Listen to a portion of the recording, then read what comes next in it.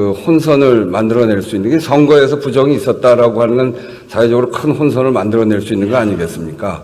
근데 특히나 저는 사무총장님이 대통령하고 동기고 친구고 또 그래서 누가 보더라도 대통령하고 가까운 분인데 이런 분이 나서서 적극적으로 부정선거가 없었다고도 이야기하고 대통령한테도 설명도 하고 그렇게 했어야 되는데 그렇게 하지 못했어요. 지금이라도 적극적으로 설명할 그 의사가 있나요? 네, 지금 상임위에서도 말씀을 드렸다시피 부정선거론자들이 토론회를 개최하고 이런 부분이 있었고 그 전에도 그런 토론회 때 선관위가 참가해달라는 얘기가 있었습니다. 근데 그와 같은 어떤 일방적인 토론회에서는 저희 선거관리위원회의 주장이 제대로 먹히지가 않습니다.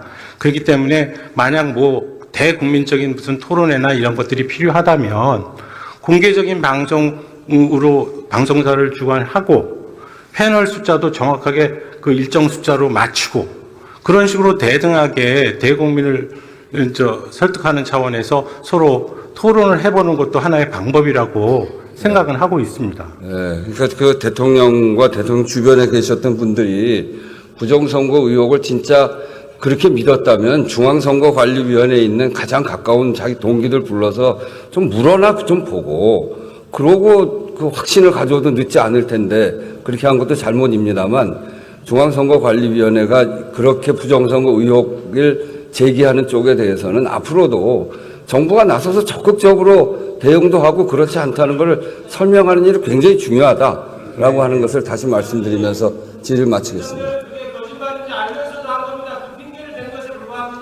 네, 이거 제가 얘기한 거는 아직도 유튜브 하는 사람들 중에 많은 사람들이 그렇게 믿고 있기 때문에 윤석열 대통령의 그 임기 중에 사무총장으로 가신 대학 동기께서 이렇게 말씀하시는 게 필요하다고 생각해서 질의를 했습니다. 네, 잘 이해했습니다. 또 그 평소에 아주 도저히 잘 이해가 안 되는 부분이 있어서 오늘 한 가지만 질의하려고 합니다. 우리 중앙선거관리위원회 사무총장님 잠깐 좀 나와보시죠. 선거에 대해서 부정선거 의혹에 대해서 중앙선거관리위원회의 전산 해킹은 불가능하다. 그리고 우리 국가가 갖고 있는 선거 시스템의 부정선거라고 하는 건 있을 수가 없다. 그렇게 답변을 하시던데 그런 것이죠?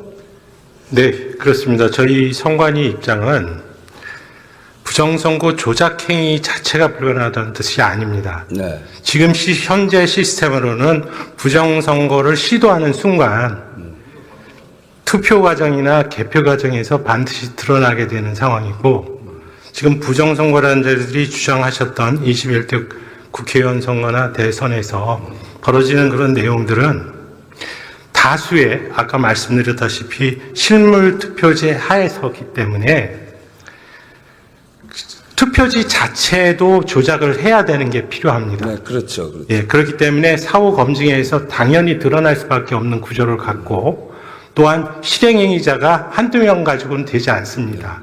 그래서 저도 지난번 선거 치른 사람으로서 총선거지 선거를 치를 때 이게 전자투표를 하는 것이 아니고 투표용지를 받아서 투표하는 사람이 가서 투표를 하고 그리고 투표함으로 모아서 그것을 개표장에 가서 각 그 후보자들이 추천하는 개표 종사원들이 개표 감시원들이 다 감시하는 상태에서 개표 종사원들이 개표하잖아요. 그리고 그것을 모아서 저는 노원구니까 노원구 선거관리위원회에서 다 집계를 해서 당락을 거기서 발표한단 말이죠. 여기에 무슨 전산 조작을 한다거나 하는 여지가 있을 수가 없는 거죠. 저희가 이 전산 시스템에 대해서 보완을 강조하고 있는 부분은 현행 그 투표제 자체가 사전 투표제를 지금 채택하고 있습니다. 네네. 그러다 보니까 전국적으로 하나의 단일 선거로서 통합 선거인 명부를 가지고 실제적으로 사전 투표를 하는 경우에는 각 그 읍면동 해당 사전 투표소하고 전자적으로 연결을 해서 그 투표자가 정당한 투표인 선거권자인지를 확인하고 그 선거권자가 어느 관할 선거구에 해당하는 그 선거인인지를 확인해서 별도로 거기에 해당하는 투표지를 인쇄 발급하도록 되어 있는 시스템입니다. 그렇기 때문에 사전 투표제를 운영하기 위해서는 반드시 그와 같은 그 선거 시스템을 이용할 수밖에 없는 구조입니다. 그렇지만 그것은 사전 투표제를 실행하기 위해서 반드시 필요한 것일 뿐이고, 네. 그로 인해서 사전 투표지가 발급되는 순간 그것은 본투표에서 행해지는 투표지와 동일하게 똑같죠. 투표함에 넣고, 네, 그렇죠. 다만 이제 관외, 관내가 분리가 돼 있으니까 그 관할 선거구위원회에 그 실물 그 투표지가 우편 투표 방식으로 이송되는 과정이 이제 들어가게 됩니다. 네, 네. 이제 그런 과정에서 여러 가지로 절차가 좀 복잡하기 때문에 제 오해의 소지가 있을 수가 있어서 국민 여러분들께서 이 우리의 선거 제도의 그 절차를 제대로 이해하지 못하시는 경우에 오해의 소지가 있을 수 있고, 다만 저희가 지금 부정선거 이 론자들의 주장에 의하면 몇 가지 선거 절차에서 저희들이 잘못한 부분은 분명히 있습니다. 그렇지만 그것이 조직적인 부정선거론으로 규결이 될 수 있는 방법은 아까 말씀드렸듯이 다수의 그 부정선거 조작 그 행위자들의 존재가 필요하기 때문에 반드시 부정선거 조작이 시행되는 경우에는 사후에라도 밝혀질 수밖에 없다. 네. 그런데 지금 이 여러 지금 새해 부정선거 주장하는 게 21대 국회에서부터 시작한 부분인데 어느 누구도 부정선거가 어떤 방식으로 행해졌는지에 대해서 말씀하시는 분이 없지 않습니까? 네. 그만큼 우리 투표 시스템이 갖고 있는 게 투명할 뿐 아니라 조금만 설명하면 충분히 이해되는 거 아닙니까? 네, 맞습니다.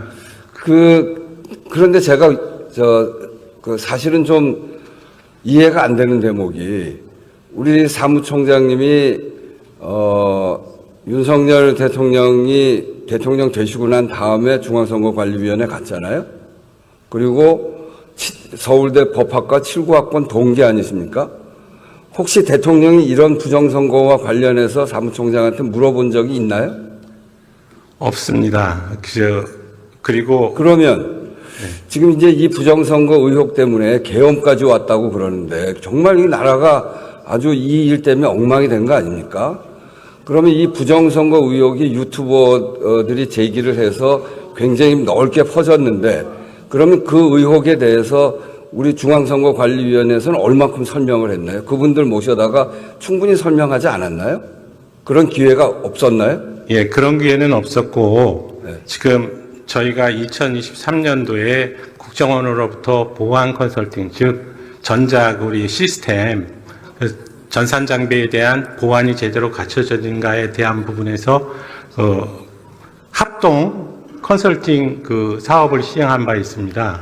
그래서 그 과정을 통해서 어느 정도 의구심이 해소됐으리라고 생각을 했고요. 네.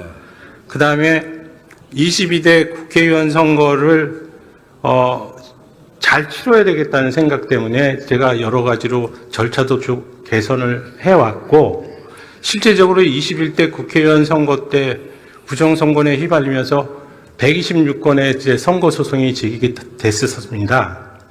물론 한 건도 지금 인용된 바는 없고, 하지만 22대 국회의원 선거 때 CCTV 보관 장소를 24시간 그 외부에 공개함으로써 실질적으로 모든 국민께서 관심 있으신 국민께서 볼 수 있도록 투표함을 직접적으로 지켜볼 수 있도록 조치를 했고, 개표 과정에서도 그 수검표 과정을 도입해서 그러니까 이제 제 얘기는 그거 그렇게 투명하게 했는데 네. 결국은 부정선거 의혹이 사회적으로 굉장히 팽배하게 퍼져 있고 그러니까 그렇게 믿는 사람들이 많고 또 그런 의혹 때문에 대통령은 계엄까지 했다고 하고 그런 점에서 보면 중앙선거관리위원회 특히 대통령 임기 후에 사무총장으로 임명됐고 중앙선거관리위원회 가장 핵심적인 대통령의 친구라고 하는 분이 가서 좀 설명이라도 좀 하고 그런 오해를 불식시키고 그리고 그렇게 의혹을 갖고 있는